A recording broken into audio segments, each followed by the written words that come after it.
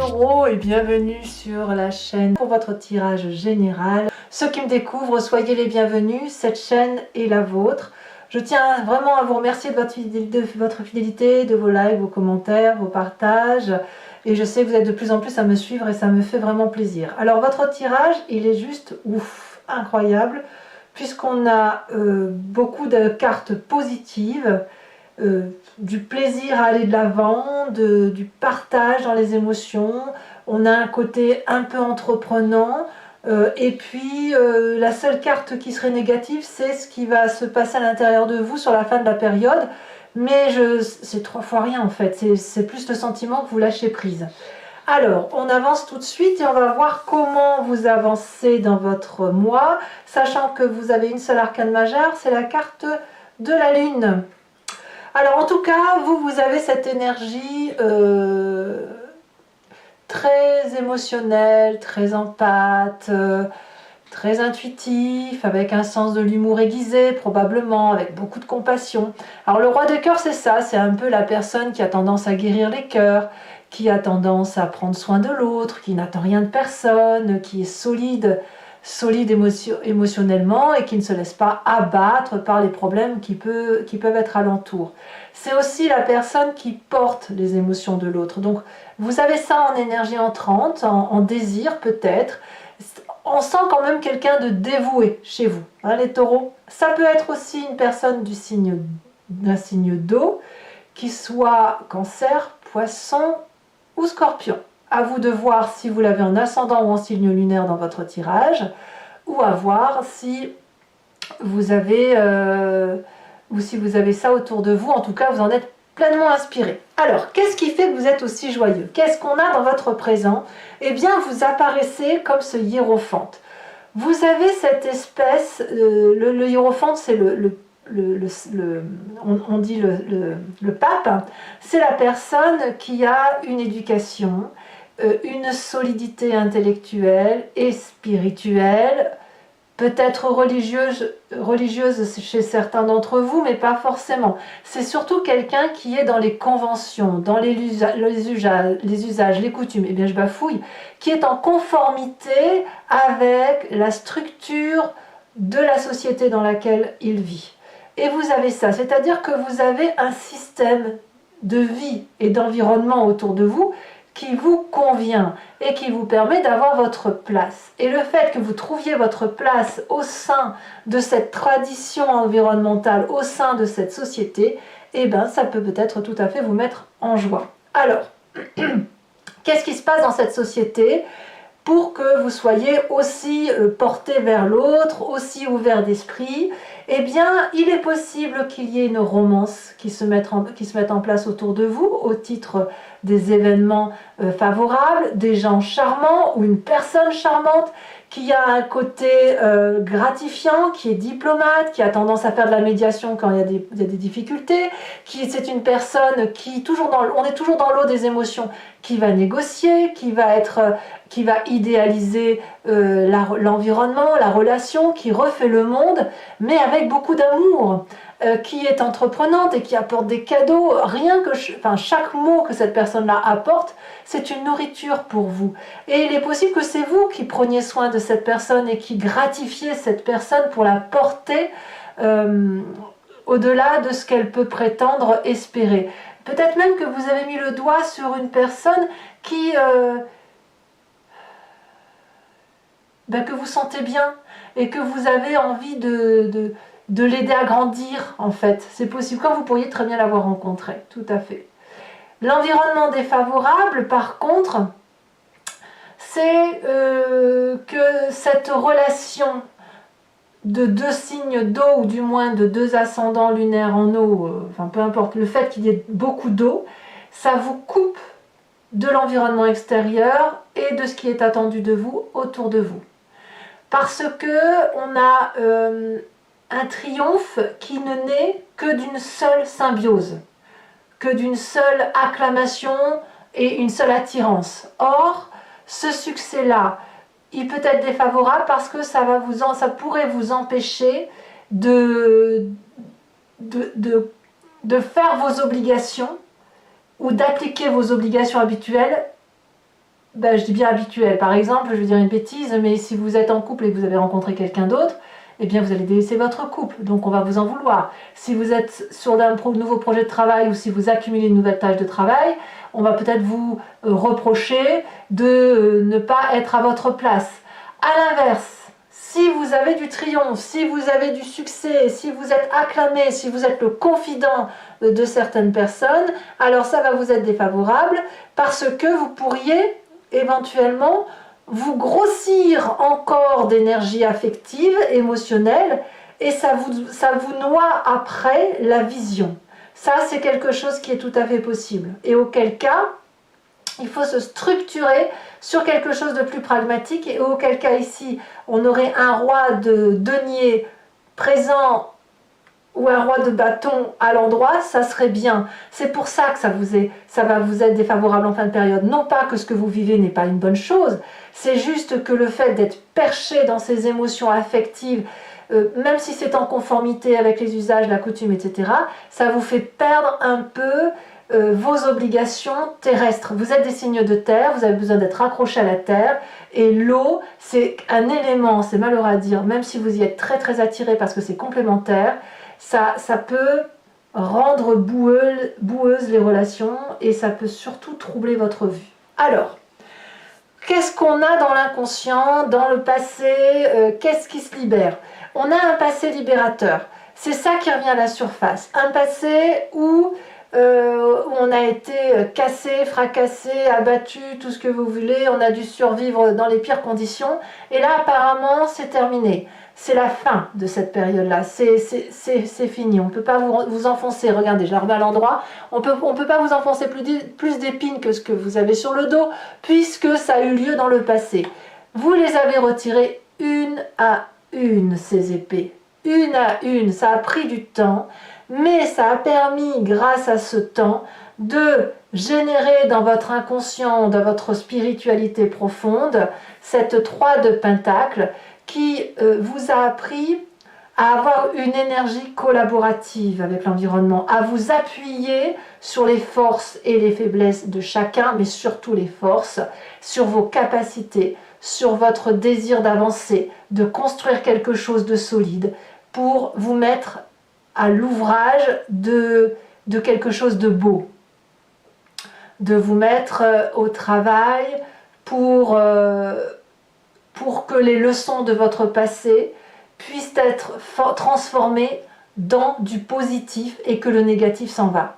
Ça c'est exactement comme ça que vous en sortez. Comme vous êtes libéré de ce passé, avec une émotion débordante en eau, et oui c'est bien le cas, vous pourriez effectivement être complètement porté par ce pape, ce hiérophante, avec ce côté éducatif, le fait d'être un guide, de porter les gens, avec toutefois, je dirais, une reconnaissance mal placée ou une fierté mal placée. C'est ça qui vous est défavorable. La fierté est mal placée. Et à mon avis, même si c'est une... Et c'est pour ça que vous n'êtes pas assez... vous êtes trop perché par rapport à votre signe, et c'est pour ça effectivement qu'on va avoir un événement défavorable sur la fin de mois. Je vais vous expliquer tout de suite, c'est pas grave, vous êtes tellement porté par de la douceur. Mais le problème c'est que si vous n'êtes pas terre à terre, que vous vous laissez porter par les émotions d'eau, votre terre, imaginez une plage de sable fin, votre sable, votre terre, elle va filer avec l'eau. Donc sa structure va s'étioler, va s'éroder. Conséquence, en fin de période, on peut avoir cette énergie de roi de bâton inversé, c'est-à-dire d'avoir le sentiment de ne plus être soi-même, de ne plus avoir de force, de ne plus être commandant de sa propre structure moléculaire en tant que digne signe de terre. Donc vous pourriez alors être par moments dans des moments de panique, et en fin de mois, en fin de période, j'insiste bien, et d'avoir l'impression de vivre une épreuve difficile. Cette épreuve difficile, elle ne sera que la conséquence de votre noyade dans des émotions affectives, de douceur et de bienveillance par rapport à l'autre. Ça n'est pas grave, mais vous pourriez ruminer sur vous-même en fin de période. Ceci dit, qu'est-ce que vous allez avoir comme événement sur ce mois qui va arriver très prochainement? La cavalier de bâton. Cette énergie-là affective, elle n'est pas négative en ce sens qu'elle vous pousse d'un point de vue énergétique courageusement à sortir d'une forme de zone de confort et puis à vivre l'aventure passionnément. Donc vous pourriez avoir envie de déménager, envie d'emménager, envie de faire du jardin, envie de changer de métier. Il y a un côté héroïque avec cette cavalier de bâton. Ça peut aussi traduire un signe de feu qui a aussi cette impulsion de vous pousser de l'avant, et auquel cas ce serait le bélier, le lion, le sagittaire. Et c'est aussi quelqu'un qui va vite, qui ne prend pas le temps de réfléchir, qui bondit et qui rebondit. Alors, pourquoi? Parce que vous êtes sûr de vos sentiments. Dans votre état d'esprit, on a quelqu'un qui n'est pas dans la contemplation affective, mais qui va se reconnecter au plaisir de la vie et à l'amour. On est dans un succès émotionnel, un enrichissement de ses émotions. Comme si, vous voyez, on voit cet or d'abondance là qui coule, qui coule, qui coule sur toutes les coupes. Ça veut bien dire qu'en fait, vous avez trouvé l'extase dans votre tête. Vous l'avez, cette extase, couplée au pragmatisme du pape et à l'énergie émotionnelle du roi de coupe. Alors, qu'est-ce qui se passe au niveau de la famille et des amis? Eh bien, il y a de la réunion, il y a de la joie. Certaines personnes vont être probablement sentimentalistes, elles vont prendre du plaisir à aller voir leur famille, à aller faire la fête, à se faire des cadeaux aux uns et aux autres, et peut-être à reparler aussi des histoires du passé sans colère, sans hargne, parce que vous voyez cette 10 de bâton, là, ou cette 10 d'épée plutôt, elle est retournée. Donc il n'y a pas de haine, il n'y a pas de colère, c'est une chance en fait. On vit très très bien les événements. Alors, quelles vont être les conséquences de vos actions et de vos pensées sur l'environnement? On a la carte de la Lune qui, pour certains, à mon avis, en fin de période, vont être dans la confusion des genres et vont avoir le sentiment d'être dans une complexité ou le sentiment qu'il y a des illusions, des mensonges, des non-dits, des incertitudes qui est probablement provoquée par votre propre fin de période. Alors, ce n'est pas grave, il faut juste toutefois réguler, à mon avis, vos émotions par rapport à votre côté terrien. La confusion, elle va venir du fait que vous-même, vous allez avoir le sentiment de vous étioler de l'intérieur. Parce que, comme je vous l'expliquais, votre terre va être noyée dans l'eau des sentiments. Donc, vous allez perdre une partie de votre socle. C'est rien, hein, c'est un effleurement du socle. Hein. Vous n'allez pas disparaître, mais ça va déstructurer peut-être les personnes cavalières, les personnes qui ont peut-être un désir de maternité avec vous, hein, notamment, mais qui avaient ce sentiment d'être dans la vérité, voyez-vous. Et si vous avez ce sentiment d'être dans la vérité et que vous faites marche arrière, ou que vous avez des doutes, ou que vous vous mettez en colère aussi, tout simplement, parce qu'il y a une forme de désarroi du fait d'être noyé comme ça, eh bien, ça peut créer aussi un pas en arrière pour l'autre. Allez, on va tout de suite compléter avec le tarot du dragon celtique pour voir comment ça va s'articuler, voir si on a des précisions. Donc, je m'explique pour ceux qui n'ont pas l'habitude, qui me découvrent. Je recouvre l'entier-jeu avec le tarot. Allez, c'est parti. On va voir un petit peu quelle précision on a pour cet incroyable tirage.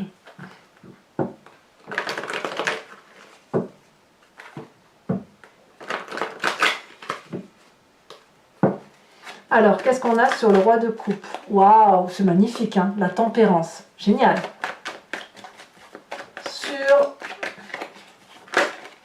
Ouf. Je ne vais pas la mettre parce qu'il y en avait 3 qui se sont retournés. Mais on avait quand même le pape qui revient. La 6 de coupe et la cavalier de denier. Il manquait le cavalier de denier. Hein. Ça prouve qu'il y a de nouveaux projets quand même. Hein. Alors, ici, elle s'est retournée. On a l'as de denier, c'est magnifique. Événement défavorable, 5 de coupe, et oui. Et oui. Présent, 9 d'épée. Ah, ça c'est curieux quand même. Ah, mais je comprends. Je comprends. Il y a comme quelque chose qui déstructure un petit peu, c'est pour ça qu'on a cette roi de bâton inversé là. Il y a quelque chose qui va déstructurer votre mécanisme de fonctionnement par rapport aux usages, aux costumes, à la probité, etc. Dans votre inconscient, qu'est-ce qu'on a? La 6 de coupe. 6 de coupe dans l'inconscient que l'on retrouve dans la famille et les amis. Sur le passé, Ouais, c'est déjà retourné. Nous avons la 7 d'épée. Il y avait aussi la reine d'épée qui était couplée. Bon, je ne la mets pas, elle est retombée en deuxième. Nous avons la 3 d'épée sur le cavalier de bâton. Sur l'état d'esprit, la 10 de denier. Ça, c'est merveilleux. Ça, c'est magnifique parce qu'on a une complétude. Hein, là. Il y a quelque chose qui est très, très affirmé. Il y a peut-être des naissances, il y a peut-être des déménagements, mais c'est beau. Hein. Il y a du beau quand même. Hein. As de coupe, famille et amis. Ouais, c'est super. C'est super. Il y a des naissances chez bon nombre autour de vous. C'est sûr, il y a des choses qui vous mettent en joie. As de coupe sur les conséquences de vos actions et de vos pensées. Trop bien. Enfin, franchement, c'est le meilleur tirage que j'ai fait là pour l'instant. Hein. Et puis sur la carte de la lune, nous avons, allez je vous les mets à deux, la roue de la fortune et la 9 de bâton. Donc en même temps, enfin pour après, je vous invite à réfléchir à une question qui interpelle votre histoire dans ce cadre-là, dans ce que je raconte, ou à vous laisser porter par ce jeu, sachant que moi je vais tirer 5 cartes qui parlera de comment vous vous comportez pour le grand jeu de Mademoiselle Lenormand dans votre présent, influencé par une histoire du passé et avec le futur probable, ou l'évolution de la situation par rapport à ce que vous vivez.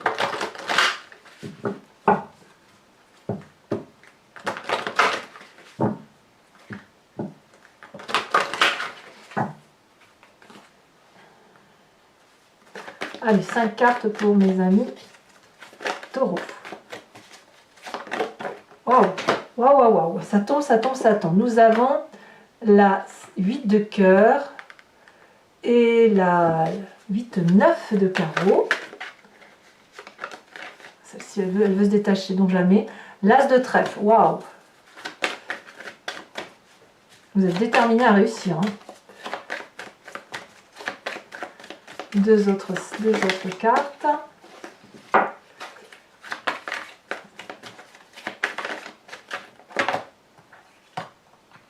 Alors l'avantage, effectivement, si vous prenez l'abonnement, c'est que vous pourriez avoir accès à des vidéos qui ne sont pas apparues sur YouTube du tout parce que j'ai manqué de temps pour en mettre tout simplement. J'ai été très prise à côté dans mes activités, donc je n'ai pas pu mettre certaines vidéos sur YouTube et j'ai privilégié mes abonnés. Donc forcément, si vous vous abonnez à sa vidéo et même si vous l'annulez le mois prochain, vous aurez accès à ces vidéos-là que vous n'avez pas pu avoir. Donc là, on a les 5 cartes, donc 8 de cœur, 9 de carreau, as de trèfle, as de cœur et 9 de pique. Je vais également vous tirer les cartes OH qui seront des cartes conseils pour chacun des décans.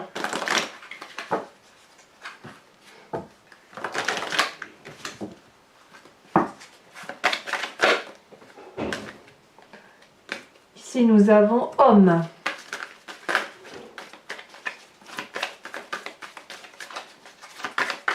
Pour mes premiers décans. Pour mes deuxièmes décans, on me parle d'apprendre. Il y en a 2. Pour mes troisièmes décans, on me parle de lutte de pouvoir.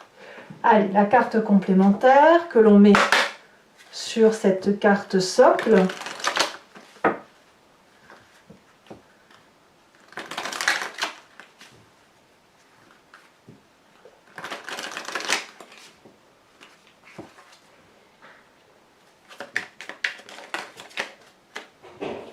Premier décan, elle a tombé, deuxième décan, oula, et troisième décan, ok, voilà mes amis taureaux, n'hésitez pas à vous abonner, c'est important pour le soutien de la chaîne, bien évidemment à commenter parce que j'adore vous lire, à partager si vous le souhaitez et évidemment à liker. Je vous dis à très vite et je vous dis à très bientôt. Je vous embrasse bien fort. Bisous bisous.